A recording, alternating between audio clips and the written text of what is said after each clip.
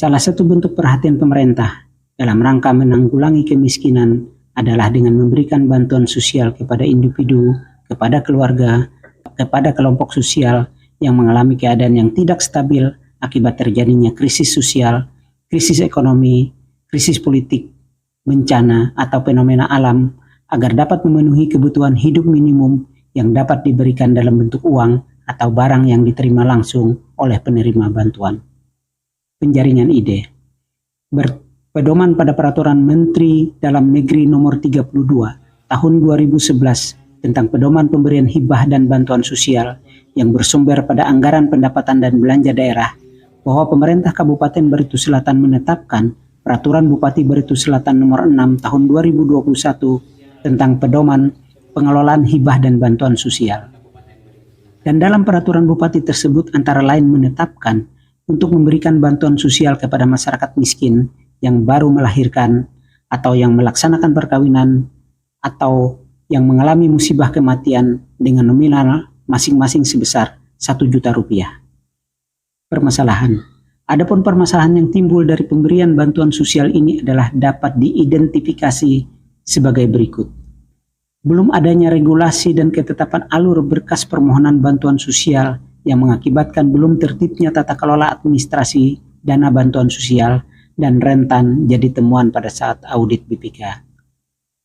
2. Belum tersosialisasi dengan baik kepada masyarakat tentang tata cara mengajukan permohonan bantuan sosial, sehingga berdampak pada kurangnya pemahaman masyarakat dalam melakukan permintaan bantuan.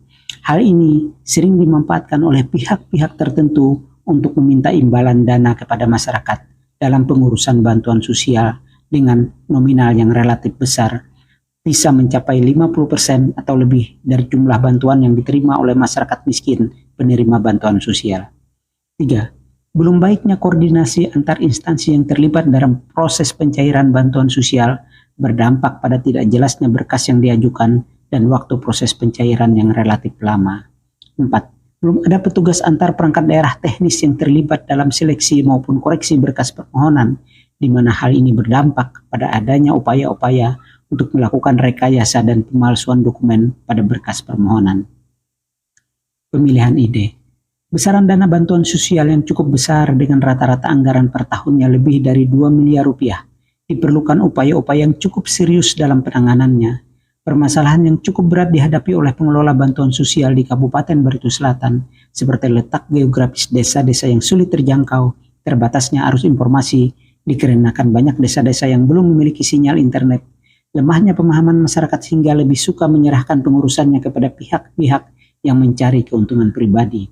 Oleh karena itu, kami merancang sebuah inovasi yang kami beri nama Basuman, yang merupakan singkatan dari Bantuan Sosial Satu Atap untuk Masyarakat di Kabupaten. Manfaat dari inovasi.